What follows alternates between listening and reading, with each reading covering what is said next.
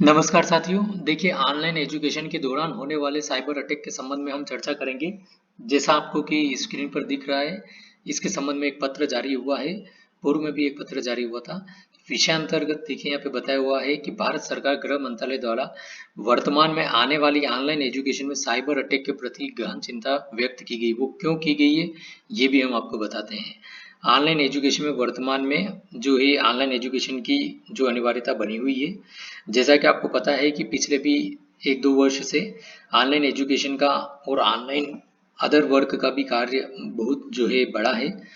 अतः विद्यार्थियों में साइबर सिक्योरिटी के संबंध में संवेदनशीलता लाना अपरिहार्य हो गया है। रिसर्च साहित्य से स्पष्ट है कि अगस्त 2021 में शिक्षा के क्षेत्र में हर हफ्ते औसतन 5196 अटैक होते हैं। इसलिए ये चीज़ बहुत ज़रूरी है कि इसके आपको इस संबंध में जानकारी होए कि कितने साइबर अटैक होते हैं।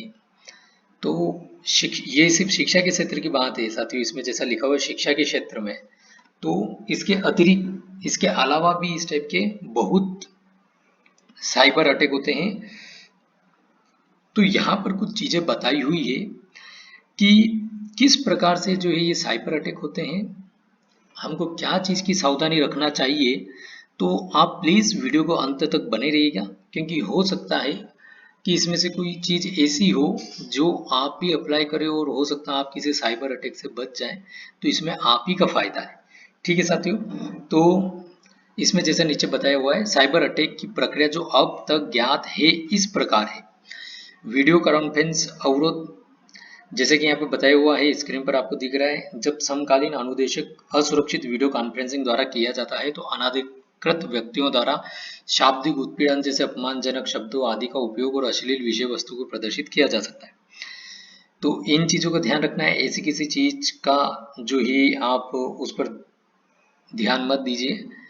कभी कोई भी ऐसा भी आपने देखा होगा कि फ़ोन बीच में बहुत सी बार आपने सुना भी होगा कि भी फ़ोन पे आपसे इतनी देर बात करते हैं और ये डाटा आपका फ़ोन से चुरा लेते हैं।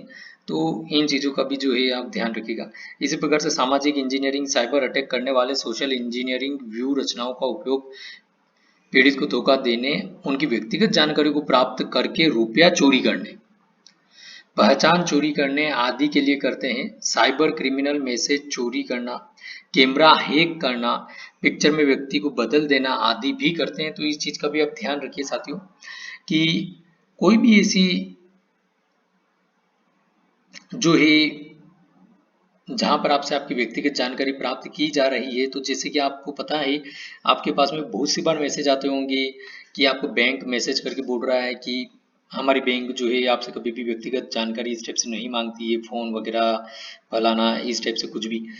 तो वो क्यों आपको मैसेज करते हैं? क्योंकि ऐसे साइबर फ्रॉड होते हैं कि भाई फ़ोन आता है कि भाई हम फलानी बैंक से बोल रहे हैं, आपका खाता हमारे बैंक में है और जो आपका एटीएम कार्ड बंद हो गया है या आपका खाता बंद होने वाला है या आपकी केवाईसी नहीं हुई है, आप हमको ये जानकारी बताइए, हम आपको एक ओटीपी सेंड कर रहे हैं, आप ओटीपी हमको बताइए, या हमने आपके मोबाइल पर मैसेज से एक लिंक सेंड करिए, आप लिंक पर क्लिक करिए।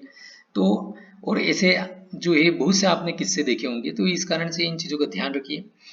इसी टाइप से आपने ये भी सुना होगा कि भाई व्हाट्सएप पर जो है किसी आपके जो व्हाट्सएप पर जो आपके फ्रेंड्स वगैरह उनको उनके पास में मैसेज जाता है कि भैया मुझको जो है कुछ भी पैसे की डिमांड आपके व्हाट्सएप से उनके इस पे मैसेज जाता है कि भाई जो है हमको मेरे को चाहिए है कुछ भी पे मनी वगैरह और मेरे इस खाते में जमा कर दो।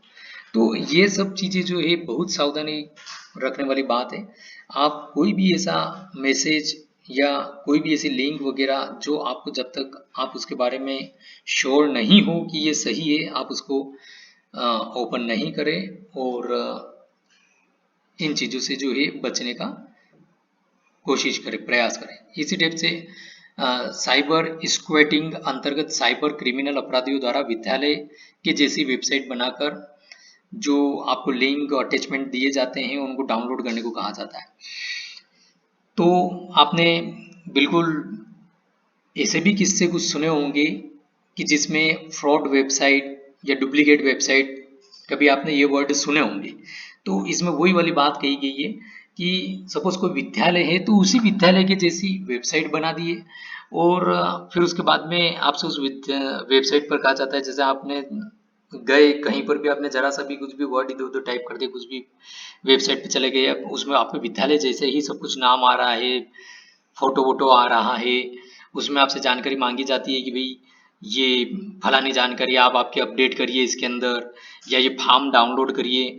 तो इस टाइप से जो है, यदि आप किसी फ्रॉड वेबसाइट पर या डुप्लीकेट वेबसाइट पर जाते हैं, तो जो है बहुत एक आपकी कॉन्फिडेंशियल डाटा उनके पास, मतलब जो अनाधिकृत व्यक्ति उनके पास में जा सकता है। तो इन चीज़ों का भी ध्यान रखिए आप। जो भी ये G9 वेबसाइट पर जाइए आप, यदि आपके पास में आपके स्कूल के कॉन्टैक्ट नंबर वगैरह है, तो आप उनसे पूछ करके वेबसाइट जो है पूछ लीजिए कि कौन सी वेबसाइट है वगैरह वगैरह। तो इस टाइप से आपको जो है इन सब चीज़ों का बहुत ही सावधानी से ध्यान रखने वाली बात है ये। इसी टाइप से ईमेल स्पूफिंग में विद्यार्थी सोचता है कि स्कूल से मेल आया है। उसी टाइप से जैसे आपको ऊपर बताया डुप्लीकेट वेबसाइट, हो सकता है आपके पास में मैसेज आए, उसमें लिखा जाए कि भाई हम आपके स्कूल से हैं, आपके स्कूल का नाम लिख दिया जाए और आपको एक वेबसाइट भेजी जाए कि इस वेबसाइट पर आपका डाटा अपडेट करिए।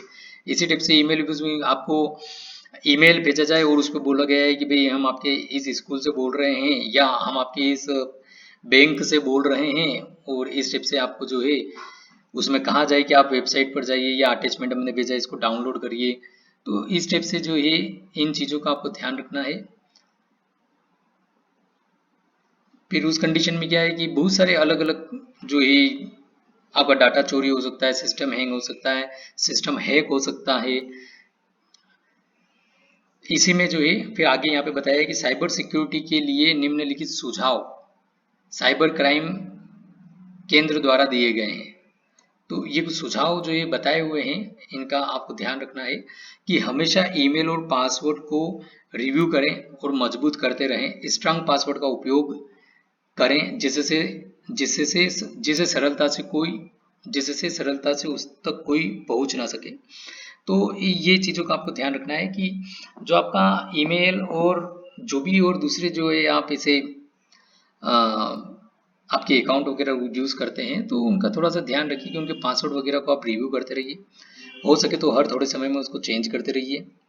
लेकिन चेंज करें तो उसमें एक बात जरूर ध्यान रखिएगा कि आपको वो पासवर्ड याद रहे, वो ऐसे आप जो है उसको डालें और आसानी से वो क्रैक करने वाले नहीं हो। जैसे आपने आपकी डेट ऑफ बर्थ डाल दी, तो भाई ये कॉमन चीज़ है, ये हर किसी को पता होती है कि भाई एक दो ट्राई अगर कोई करना चाहे तो यदि उनको आपको डेट ऑफ बर्थ पता होती तो आपकी डेट ऑफ बर्थ डाल के ट्राई कर सकते हैं। तो ऐसा भी नहीं रखिए जैसे मोबाइल में आपने पासवर्ड लगा रखा है, आपने किसी के सामने मोबाइल 2-3 बार ओपन किया, पासवर्ड उनको पता चल गया, कोड पता चल गया। बहुत से लोग तो कोड बता देते हैं कि भाई मेरा कोड ये है। तो इन चीज़ों का आपको ध्यान रखने वाली बात है। स्ट्रांग पासवर्ड का उपयोग करें। स्ट्रांग पासवर्ड जो है साथी उसको बोलते हैं कि जैसे बहुत सी वेबसाइट वगैरह पे आपने देखा होगा, कुछ अकाउंट वगैरह बनाए होंगे तो उसमें पासवर्ड पॉलिसी रहती है सभी वेबसाइट की अपनी अपनी।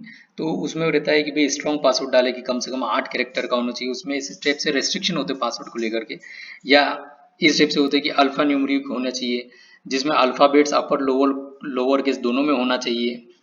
इसके साथ में ही उनमें नंबर्स वगैरह भी होना चाहिए। तो इस टाइप से जो है स्ट्रॉन्ग पासवर्ड होता है। तो इन चीज़ों का आपको ध्यान रखना है। फायरवॉल एक सिक्योरिटी डिवाइस है, इसको आपके सिस्टम पर उपयुक्त तरीके से कॉन्फ़िगर करना चाहिए।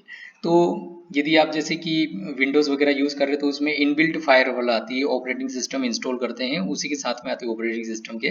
तो बहुत से लोग क्या है कि उस फायरवॉल को ऑफ कर देते हैं कि भाई हो सकता है इसकी वजह से हमारा इंटरनेट स्लो चल रहा है या कोई सॉफ्टवेयर वगैरह रन नहीं हो पा रहा है। तो वैसा न करें आप, और उसके बजाय आप उसको व्यवस्थित जो है कॉन्फ़िगर करें। ऑपरेटिंग सिस्टम और एप्लीकेशन को हमेशा अपडेट रखना चाहिए। जो भी आपका ओएस है, ओएस इट मीन्स आप जैसे विंडोज़ 10 विंडोज़ 7 वगैरह जो भी यूज़ कर रहे हैं, तो आप उसको जो है अपडेट करते रहिए। एप्लीकेशंस वगैरह यदि आपको ऐसी जो आपकी डेली यूज आने वाली है तो उनको भी अपडेट करते रहिए। आपके पास विद्यालय का फोन नंबर होना चाहिए जिससे आप वेब लिंक और डिवाइस जो आपको मिली है उसकी सुरक्षा के संबंध में सवाल कर सकें। एंटीवायरस सॉफ्टवेयर अपडेट होना चाहिए तथा नेटवर्क को नियमित स्कैन करना चाहिए। एंटीवायरस वगैरह आपके सिस्टम में होना चाहिए साथियों, और यदि है तो वो अपडेट भी होते रहना चाहिए ताकि वो जो है नए नए जो भी वायरस वगैरह हो तो उनको वो डिटेक्ट कर सके और उनसे आपके सिस्टम को प्रोटेक्ट कर सके, आपकी फाइल्स वगैरह को प्रोटेक्ट कर सके। इसी टाइप से नेटवर्क को नियमित स्कैन करते रहना चाहिए। मीन्स नेटवर्क का भी आप ध्यान रखिए। जैसे आप कहीं पर भी जाते हैं पब्लिक प्लेस पर, तो यदि अननोन बहुत सी बार होता है ना कि भाई डाटा खत्म हो रहा है, हमारा डाटा ज़्यादा यूज़ नहीं हो, सर्च किया वाईफाई, वाईफाई में आपको कुछ और वाईफाई मिल गया ऐसे जो कि ओपन है, आपने उनको ज्वाइन कर लिया, तो ऐसा भी करने से बचना चाहिए। हो सकता वहाँ से भी आपको कुछ जो ये आपकी सिक्योरिटी लीक हो, ऐसा एग्जैक्ट तो मैं नहीं कह सकता हूँ, लेकिन इन चीज़ों से भी बचना चाहिए, थोड़ा सा ध्यान रखनी चाहिए कि जो आप नेटवर्क यूज़ करो वो सही हो, कहने का अर्थ ये। इसी टाइप से कक्षा में जब कैमरे का उपयोग नहीं हो तो उसे कवर करके रखना चाहिए, क्योंकि जैसे कि ऊपर बताया कि कैमरे वगैरह भी हैक हो जाते हैं। यदि मशीन इन्फेक्टेड हो गई हो तो आगे डैमेज रोकने के लिए उसे पृथक कर दिया चाहिए। किसी भी तरह के साइबर अटैक होने पर cybercrime.gov.in पोर्टल पर रिपोर्ट करें, और साइबर दोस्त से फेसबुक एवं ट्विटर पर सेफ्टी टिप्स ले सकते हैं। तो साथियों, आपको आई होप वीडियो में कुछ जानकारी ऐसी लगी होगी जो कि आपके लिए महत्वपूर्ण हो। तो इन चीज़ों का आप ध्यान रखें, कमेंट करके बताइएगा आपको वीडियो कैसे लगा। यदि इसमें और आपको डिटेल में बताना, मतलब डिटेल में आप जानकारी चाहते हैं, तो भी आप कमेंट करके बताइएगा। हम इसमें प्रयास करेंगे कि और आपको डिटेल में इन चीज़ों के बारे में बताने की कोशिश करें, और जो है इस टाइप से जो है आप थोड़ा सा इस चीज़ का ध्यान रखें और ये कार्य कर सकते हैं। थैंक यू साथियों।